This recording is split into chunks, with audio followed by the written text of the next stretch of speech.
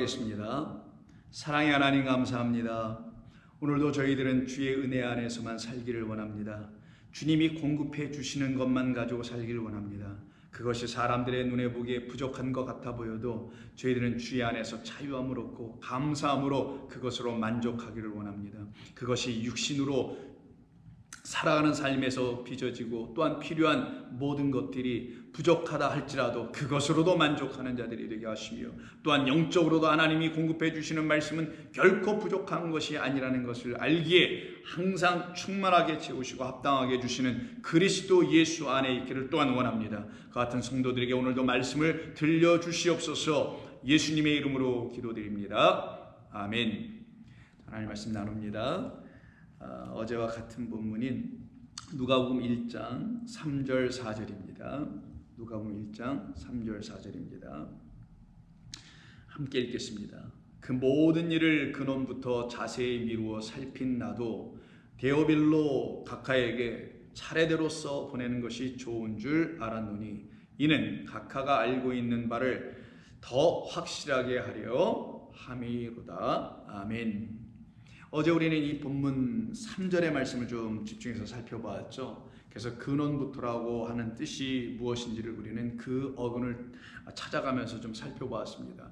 살펴보니 이 근원은 아노땡이라는 단어를 가지고 근원이라고 번역을 했습니다만은 알고 보니 이건 위에 있는 것, 위에서 오신 분이 그리스도 예수로 말미암아 들어야 할 그것을 위에 있는 모든 말씀이라고 하는 것이죠.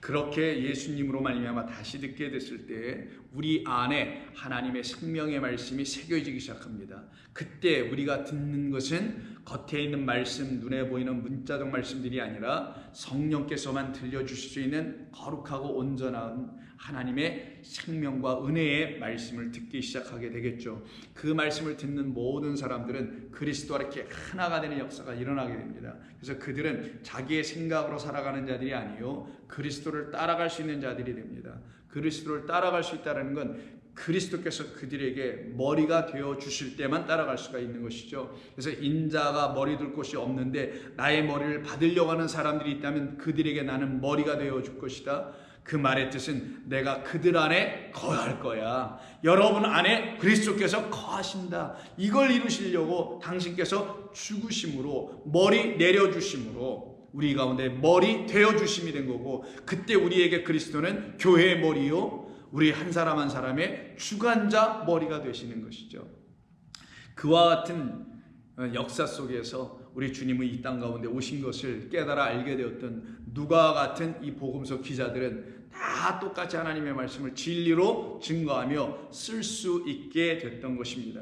그래서 이 누가는 자기가 이 하나님으로부터 받은 놀라운 은혜와 한량없는 사랑의 이야기들을, 감당할 수 없는 이 기쁨과 충만한 은혜를 누구에겐가 이렇게 나눠주고 싶어서 이 누가복음을 기록하게 되었다라는 자기의 이 집필 동기와 목적, 모든 것은 결국은 스스로 자기에게 동기부여를 시켜서 갖게 된 것이 아니라 하나님께서 자기에게 주신 소망 때문에 이렇게 하고 있다는 것을 알려줍니다. 그래서 이 소망을 함께 나눌 자, 하나님의 이 놀라운 사랑 이야기를 함께 들을 자를 누구로 선정하여 주 말하냐면 데오빌로 각하라는 사람에게 이 편지를, 이 복음서를 쓰겠다고 합니다. 그럼 데오빌로라는 사람을 보니까 결국은 이 사람은 하나님의 말씀을 들어야 할 사람이겠죠. 만약 이가 하나님의 말씀을 다 들은 사람이고 예수 그리스도를 완전히 다 깨달아 알게 됐더라면 이 사람에게 이 편지를 혹은 이 서신서를, 이 복음서를 보낼 이유가 없잖아요. 근데도 이렇게 했다라는 것은 결국 이 데오빌로는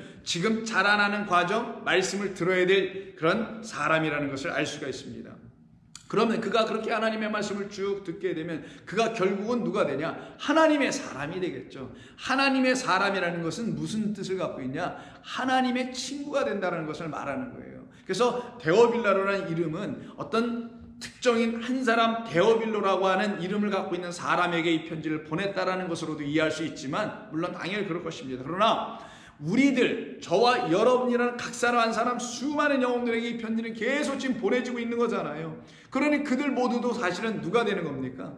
바로 데오빌로가 될 수밖에 없죠. 그래서 누가는 영원한 하나님의 계획, 창조의 섭리 안에서 구원받기로 작정되어 있는 그런 데오빌로들은 이 복음을 반드시 듣게 될 것이라는 것을 소망하며 쓰진 않았을까요? 그러기에 지금 저와 여러분들에게 이 말씀이 지금 전해지는 거 아니겠습니까? 그래서 이때 데오빌로는 특정한 한 사람을 말하는 것뿐만 아니라 하나님의 계획과 섭리 안에서 구원받기로 작정되어 있는 모든 데오빌로들을 향해서 써주신 것이라는 것을 우리가 납득하며 이해할 수가 있게 됩니다. 왜? 데오빌로의 그 뜻이 있기 때문에 그렇죠. 어제도 말씀 간단히 드렸던 것처럼 데오스하고 필로스의 합성어가 데오빌로였죠. 그래서 데오스는 하나님이요, 필로스는 친구입니다. 그러면 결국 하나님의 친구 되는 거네요. 하나님의 친구처럼 우리를 하나님께서 삼아 내어주시는 것이 사랑의 이야기, 복음의 이야기잖아요. 그래서 우리 주님 뭐라고 하십니까? 나는 친구를 위하여 내 목숨을 버리노니 내려놓는다니, 나는 친구에서 죽겠다고 말씀하시잖아요. 그럼 친구를 위하여 목숨을 내놓으시고 머리를 내려놓으시러 오신 그분이 우리 안에 거하시길 원하시기 때문에 그렇게 하신다는 거죠. 그럼 하나님께서 우리 가운데서 당신을 우리에게 친구로 내어주시기 위해서 당신께서 하시는 일이 무엇이냐? 모든 걸 다 알려주시는 것이죠. 친구가 된다는 것은 가까운 사이를 말하는 거예요. 절친이라고 하죠. 아주 가까운 친구입니다. 그럼 가까운 친구끼리는 허심탄회하게 자기가 갖고 있는 모든 삶의 어려움이라든가 좋은 일이라든가 굳은 일이라든가 슬픈 일이라든가 답답한 일이라든가 이런 등등의 모든 것들을 거침없이 여과 없이 친구 앞에서는 창피해도 혹은 친구가 어떻게 생각한다 할지라도 다 이렇게 얘기해 줄 수 있는 게 또 친구 아닙니까? 그런 친구의 개념을 가지고 하나님의 친구 되어야 될 저와 여러분은 하나님께서 우리에게 모든 걸 다 알려주시겠다는 말씀이며, 우리가 또 하나님의 친구가 되면 우리의 모든 것을 하나님 앞에서 다 들춰 벌거벗은 채로 자유한 사람으로 서게도 될 거라는 것 아니겠어요? 이게 친구 아닙니까? 그래서 하나님께서 믿음의 백성들을 놓고 다 누구로 하냐? 너희들은 다 나의 친구야. 그래서 내가 너희에게 믿음의 백성, 믿음의 후손으로 너희들 내가 다 삼기 위해서 아브라함을 먼저 택한다고 그랬죠. 그래서 아브라함을 믿음의 조상이라고, 그에게 주신 하나님의 약속의 말씀을 그가 믿었으므로 하나님 앞에서 의로운 자 되게 되었으며, 그와 같은 사람들, 그의 후손들인 우리 또한 하나님의 친구들이 되는 것은 당연한 것 아니겠어요? 하나님의 가장 가까운 자 되는 건 당연한 것 아니겠어요? 그럼 그들에게는 당신의 비밀을 다 알려줄 것 아니겠어요? 그 드러나지 않고 감춰졌던, 그래서 알기를 원하는 그 가까운 친구들에게만 알려주는 그 복음의 비밀은 그리스도, 은혜와 진리를, 당신의 본질을 다 알려줄 거 아니겠냐고요. 그래서 하나님은 당신을 그리스도 예수 안에서 우리에게 친구로 당신의 모든 비밀을 알려주실 때 그 하나님이 진짜 우리의 하나님 되는 거예요.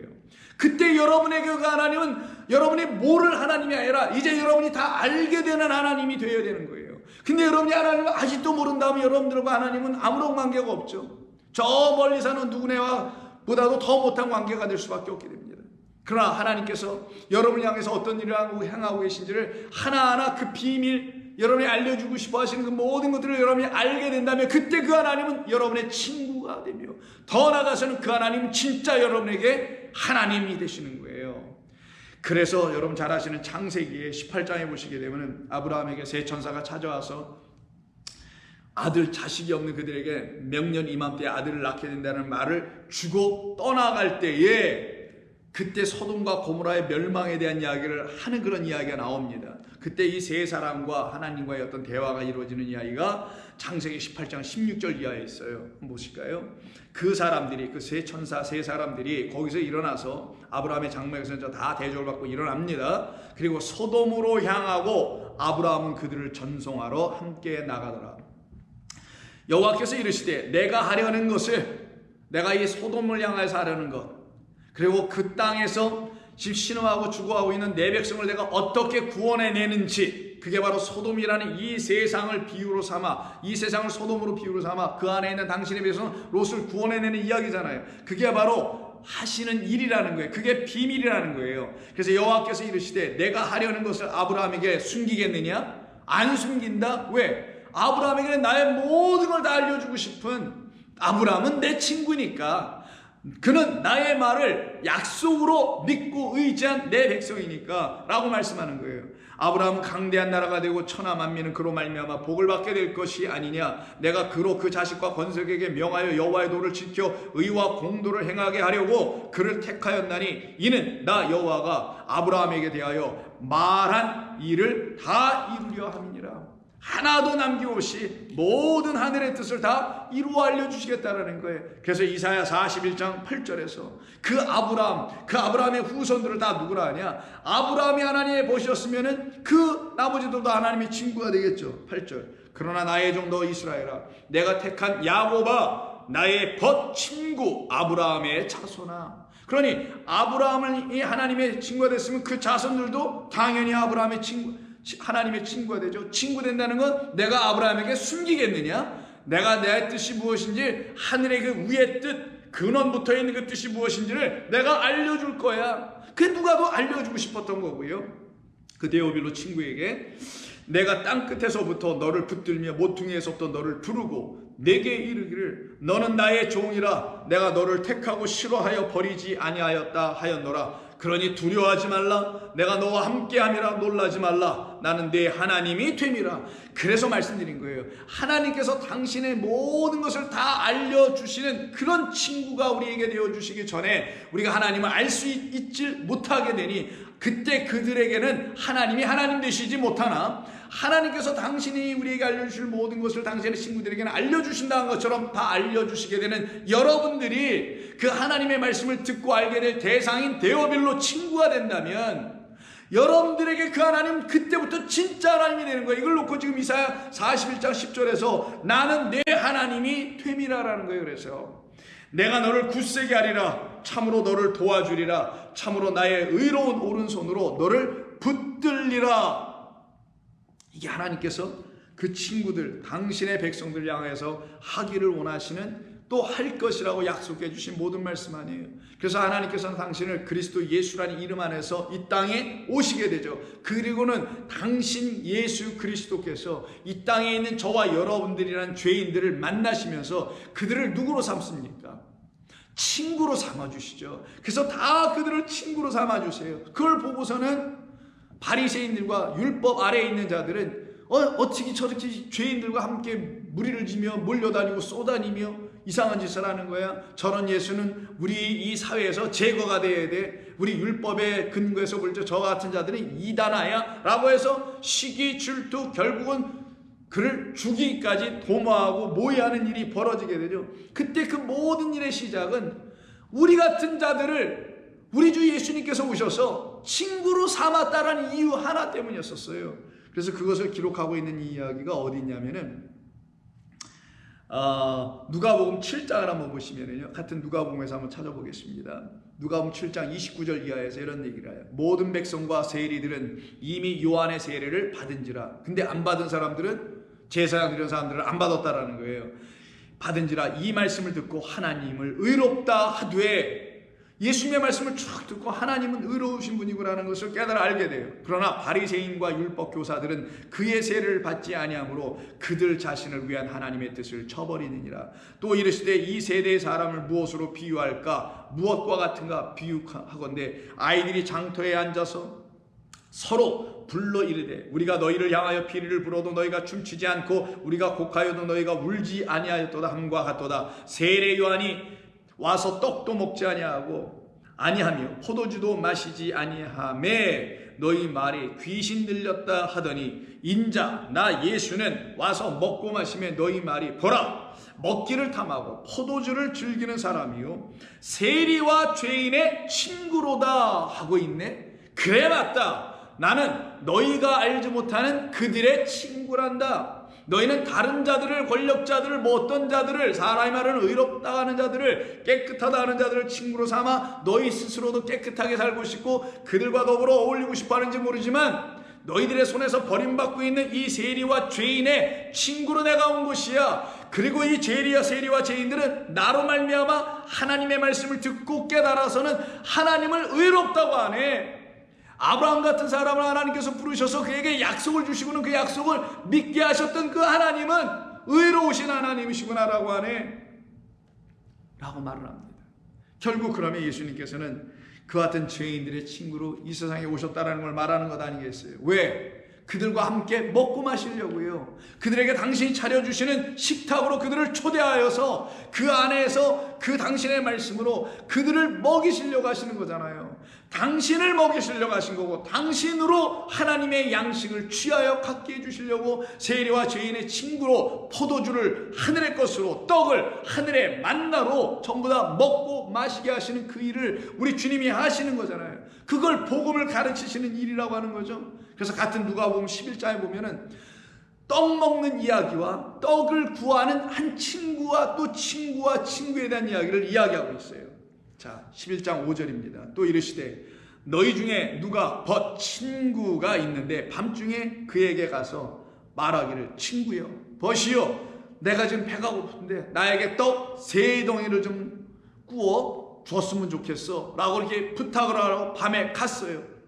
갔더니만 그 벗이 여행 중에 내게 왔으나 내게도 지금 수중에 먹을 것이 없어 내가 먹을 것이 없노라 하면 7절 그가 안에서 대답하여 이르되 나를 괴롭게 하지 말라. 문이 이미 닫혔고 아이들이 나와 함께 침실에 누웠으니 일어나 내게 줄 수가 없도다 하겠느냐.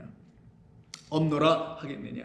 내가 너희에게 말하노니 비록 벗됨으로 인하여서는 일어나서 주지 아니할지라도 그 간청함을 인하여는 일어나 그 요구대로 주리라. 할 때 이 간청함을 오해하면 안 됩니다. 친구로는 주지 않지만 간청으로 준다는 건 말이 이상하잖아요. 친구면 다 줄 수 있는 건데 왜 친구로서는 주지 않는다고 말하고 간청하면 준다고 얘기하시는 이유는 뭐예요? 친구의 본래의 뜻을 내가 안다면이 간청한다라는 거예요. 왜냐하면 친구가 뭐라 했어요? 흉어물이 없는 사이죠. 뭐 다 그냥 드러내고 사는 사이죠. 내가 뭘 갖고 있는지, 내가 과거에 어떤 일을 했는지 다 아는 사이가 되는 게 친구예요. 그 친구는 자기의 흉엄을, 부끄러움, 뭐 어떤 쑥스러운 거, 알기를 원치 않는 모든 것까지 다 알고 있는 게 친구잖아요. 그래서 그 친구를 얘기할 때 사용한 걸 간청함이라고 얘기했는데, 이건 간청함이 아니라 이거는 부끄러움 없이 모든 걸 벗어서 보여주는 이런 뜻을 갖고 있는 거예요. 이 본래의 뜻이 간청함이 아니라. 그러니까 친구, 어떤 친구에게 준다라는 거예요. 자기에게는 먹을 양식이 없어. 난 부끄러운 자, 난 가난한 영혼이야. 난 먹을 양식이 없어. 어떤 땅에서도 먹을 게 없을 때 부끄럽지만 하늘의 것으로 하늘의 양식을 못 먹는 건 더 부끄러운 자, 진짜 가난한 자란 말이에요. 이렇게 나는 먹을 것이 없으나 당신 그리스도 나의 친구인 세리와 창녀의 친구로 이 땅에 오셔서 우리에게 먹고 마실 수 있는 걸 제공해 주는 당신 앞에서 내가 서서 당신 앞에 서보니 나는 양식 없는 자, 마실 거 없는 자라는 걸 내가 알게 되었네. 그래서 나는 부끄러워할 것이 아니라 안면불수하고 살아도 난 당신 앞에 가서 떡을 3덩이 구할 수밖에 없는 자가 되었어 라고 말하는 그 절실한 자들, 그들을 놓고 간청한다고 지금 얘기한 거예요. 부끄러움 없이. 그러나 부끄러웠지. 그러나 부끄러움이란 자존심으로 하나님 앞에 못 나온 자가 아니라 이게 자만 때문에 하나님의 말씀을 못 듣는 그런 못 듣는 자가 더 이상 되지 아니하고 이제 하나님의 말씀을 듣지 아니하면 난 살 길이 없습니다라는 것을 고백하며 그 주님 앞에 나와서 떡 3덩이를 구하고 그것으로 살아나기를 원하는 그런 사람들에게는 다 주리라. 그래서 어떻게 해요? 그 간청함을 인하여 일어나 그 요구대로 주리라. 요구대로가 아니라 원하는 대로예요. 자, 그래서 그 다음 9절에서 이 말씀을 교훈으로 주시는 거잖아요. 그러니 내가 또 너희에게 이르노니 구하라 그리하면 너희에게 주실 것이요 찾으라 그러면 찾아낼 것이요 문을 두드리라 그러면 너희에게 열릴 것이요 구하는 이마다 받을 것이며 찾는 이마다 찾아낼 것이며 두드리는 이에게 열릴 것이라. 너희 중에 아버지 된 자로서 누가 아들이 생선을 달라 하는데 생선 대신에 뱀을 주며 아을 달라 하는데 전갈을 주겠느냐. 너희가 악할지라도 좋은 것을 자식에게 줄 알거든. 하물며 너희 하늘 아버지께 구하는 자들, 하늘 아버지께 지금 어떤 것처럼 구절처럼 구하는 자들. 그럼 이렇게 구하는 이야기는 떡 이야기 구하러 간 그 친구의 얘기를 통해서 가르쳐주는 거잖아요. 떡은 누구만 갖고 있어요? 그리스도 예수만 세계의 떡, 완전한 진리의 떡, 하나님의 말씀의 떡을 갖고 있단 말이에요. 그걸 갖고 있는 그에게 찾아가는 자 누구냐? 그가 바로 하나님의 친구인 데오빌로들만 찾아갈 거다. 하나님으로 이 땅에 오신 예수의 친구인 세리와 창녀들만 찾아갈 것이다. 율법으로는 나는 의로워질 수 없으니 나는 여전히 창녀요. 율법의 말씀을 내가 지켜서 의로울 수 없으니 나는 여전히 세리인 그런 죄인이라는 것을 알게 된 그런 하나님의 친구, 예수의 친구 데오빌로들만 그 떡을 갖고 있는 진짜 데오스, 하나님으로 말씀으로 오신 그리스도 예수에게 가서 그 말씀 내게 좀 주시오 라고 구하는 자 될 것이다. 그때 그들은 그 생명의 말씀을 먹게 될 것이다. 이것이 지금 누가복음을 기록하기 위한 목적이었으며 동기였으며 그의 소망이었던 거예요. 나도 이 떡 먹고 살아났으니 주여, 이 떡을 먹어야 될 당신의 친구인 세리와 청년이 이 땅의 죄인들에게, 그 데오빌로들에게 당신의 생명의 떡 세 덩어리를 주시옵소서. 완전한 하나님의 말씀을 주시옵소서. 그때 그들은 당신이 내어주는 말씀으로 먹고 살아나게 될 겁니다. 그것을 주시는 이는 성령이니 성령을 너희가 구하라. 그래서 누가복음에서 성령에 대한 이야기와 사도행전에서 특별히 다른 서신서와 달리는 그 성령에 대한 이야기가 이렇게 기록될 수밖에 없게 되는 거예요. 그런데 오늘 본문에서 이런 얘기를 하죠. 누가 3절에서 데오빌로 각하라고 말합니다. 이 각하라는 단어는 크라티스티오스라는 단어를 우리말로 번역한 건데, 이거는 뭐 각하라고 그래, 뭐 마땅한 번역이 없으니까 각하라고 한 것 같아 보이나, 글쎄 뭐 모르겠어요. 각하라고 번역해야 되는지 모르겠는데, 이 크라티스티오스라는 이 단어는 능력 있는 혹은 뭐 권력 있는 이런 어떤 의미예요.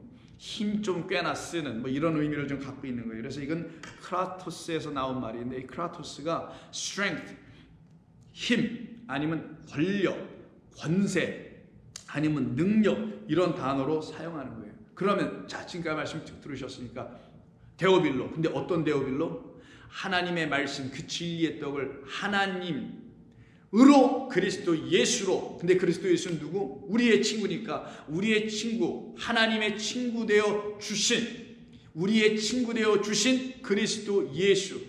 그래서 하나님의 친구된 우리들에게, 떡 없는 우리들에게 그 하나님께서 오셔서 떡을 내어줄 때 그 떡을 먹고 살아난 자들은 어떻게 되겠어요?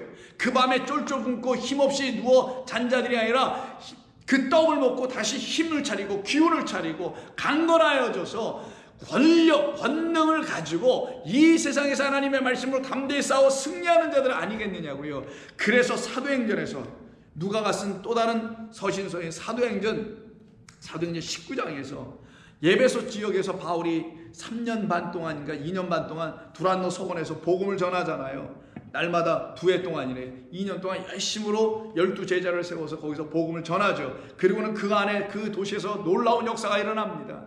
그 놀라운 역사가 일어남으로 말미암아 많은 사람들이 믿는 사람들로 바뀌어지게 되고요. 그리고는 하나님 앞에 나와서 자기들의 죄를 회개하며 자복하는 일이 막 벌어져요. 그것을 기록한 것이 17절, 19장 17절.